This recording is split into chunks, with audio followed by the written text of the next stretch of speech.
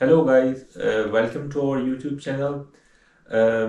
सो आज का हमारा टॉपिक है पर्टिकुलर स्टूडेंट के लिए जो स्टूडेंट वीज़ा पे जर्मनी आते हैं उनको कितने एक्सपेंडिचर या उनके कितने अखराजात आते हैं। उनकी जो कॉस्ट होती है, फ़्लाइट कॉस्ट हो गई या जर्मनी में आने में उनको जो पहली जो फर्स्ट डेज होते हैं, इनको इनिशियल डेज में कितना उनका खर्चा आता है। तो उसके लिए हमने हमारे दोस्त आपको अबू बकर सिद्दीक डिस्क्राइब करेंगे। तो जी। Thank you very much sir once again. तो जैसा कि आज आपने एक्सप्लेन किया है, हमारा टॉपिक के स्टूडेंट्स को पाकिस्तान, इंडिया या बांग्लादेश से आते हुए यहाँ तक कितना खर्चा लग सकता है, तो उसके बारे में मैंने कुछ चीज़ें नोट की हुई हैं।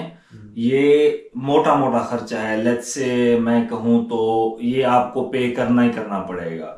सबसे पहले कोई बंदा किसी यूनिवर्सिटी में अप्लाई करता है तो यूनी असिस्ट के थ्रू अप्लाई करता है, जैसा कि हमने अपनी पिछली वीडियो में उसमें एक्सप्लेन किया था यूनी असिस्ट में कैसे बंदा अप्लाई कर सकता है। पहले सबसे पहले आपको यूनी असिस्ट की फीस देनी पड़ती है सबसे पहले, जो कि 75 होता है पहली यूनिवर्सिटी की।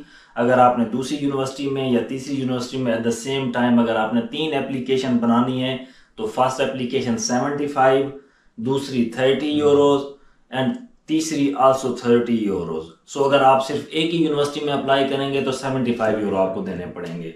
सबसे पहली ये कॉस्ट है आपकी। उसके बाद है आपकी visa embassy fees. Of course आप जब अप्लाई करेंगे उसके बाद यूनी असेस आपके डॉक्यूमेंट असेस करेगा, फिर आपको एक एडमिशन लेटर देगा। एडमिशन लेटर लेने के बाद आपने फिर एम्बेसी में जाके वहां पे आपने वीजे के लिए अप्लाई करना होता है। अब वीजे के लिए जो वीजे की फीस है वो भी तकरीबन 75 euro plus 37 euro. 75 euro visa की फीस, 37 यूरोज उसकी सर्विसेज चार्जेस हैं। तकरीबन ये हो जाता है मैं कहूँ तो 110 रुपए के करीब, 110 यूरो या 100 तकरीबन 112 यूरो पड़ जाता है। ठीक है ना, दूसरी कॉस्ट। उसके बाद तीसरी कॉस्ट है ब्लॉक अकाउंट की, जो कि 11,000 यूरो है। आपने अपने अकाउंट में ब्लॉक करनी होती है, वो आपने किसी को देनी नहीं होती, ब्लॉक करनी होती है। जब आप जर्मनी में पहुंच जाते हैं तो आपको पर मंथ के हिसाब से 1,000 1100 वो वापस मिल जाता है। मतलब अभी तकरीबन 9 से 8 महीने में आपके वो 11,000 दोबारा आपके अकाउंट में आ जाते हैं, लेकिन फर्स्ट टाइम आपने देना होता है। तो 3 कॉस्ट मैंने बताई हैं, यूनी असिस्ट की फीस, उसके बाद वीजा की एम्बेसी में फीस प्लस सर्विस चार्जेस, तीसरी है ब्लॉक अकाउंट के 11,000 यूरो। आजकल ज्यादा है, पहले ये कम थी अमाउंट। उसके बाद जो आगे आपने जो बाकी टिकट है, ऑफ कोर्स ये है फ्लाइट की टिकट। आप अपने मुल्क से जर्मनी में आते हैं, ये तकरीबन 300 से 500 यूरो के दरमियान में टिकट प्राइस होती है, जो आप वहां पे टिकट अपनी पे करके जर्मनी में आप आ जाते हैं। उसके बाद जब आप आते हैं तो साफ ज़ाहिर है आपकी जेब में कुछ नहीं होता, तो मैं ये रिकमेंड करूंगा आप बिटवीन 1500 से 2,000 यूरो अपनी जेब में कैश लेके आए, क्योंकि आप जब यहाँ पे आते हैं आपने घर ढूंढना होता है, उसके बाद आपने अपने डिपॉजिट देना होता है, खाने पीने का सामान, कोई छोटे मोटे आपने सामान लेने होते हैं। लेट्स से तकरीबन 15 से 2,000 यूरो आप मिनिमम वो अपना कैश अपने साथ लाएं।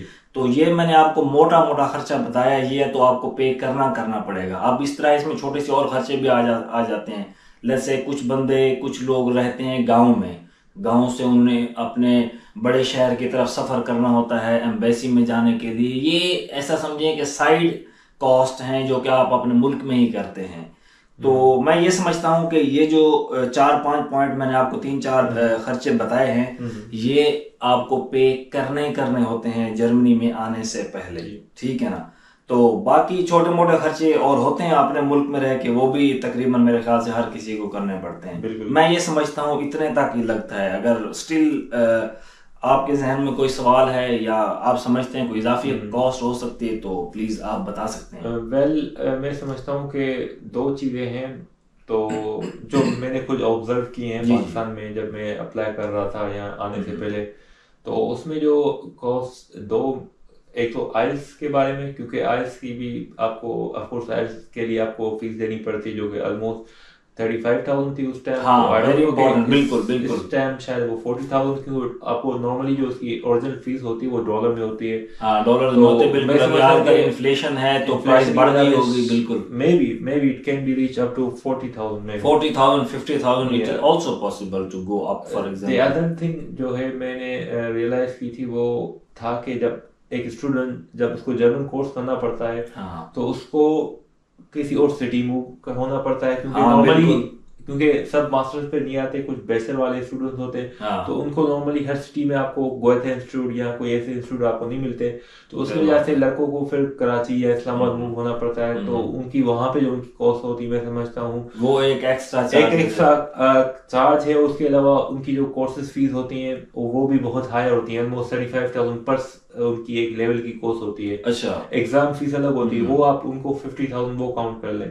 तो मैं समझता हूँ कि खाने पीने का खर्चा भी होता है बिल्कुल, दरमियान में। बिल्कुल। ये एक रफली हम एक बात कर रहे हैं, तकरीबन 1 लाख रुपया तकरीबन एक और भी लग जाता है बंदा अगर आइट्स करे और जर्मन का कोर्स भी करे ऐसा ही इस है। कॉस्ट के अलावा, आप कह रहे हैं ना। बिल्कुल। तो हाँ तो बिल्कुल। मैं समझता हूँ कि काफी टॉपिक्स हैं जिनके ऊपर बंदा बात कर सकता है।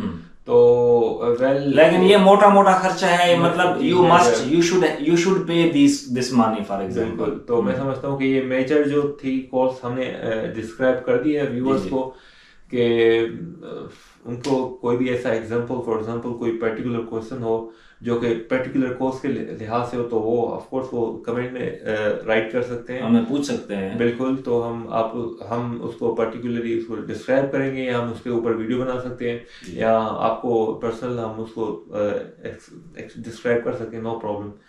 तो आज का मैं समझता हूँ कि यही हमारा था टॉपिक। और thank you very much sir. Thank you.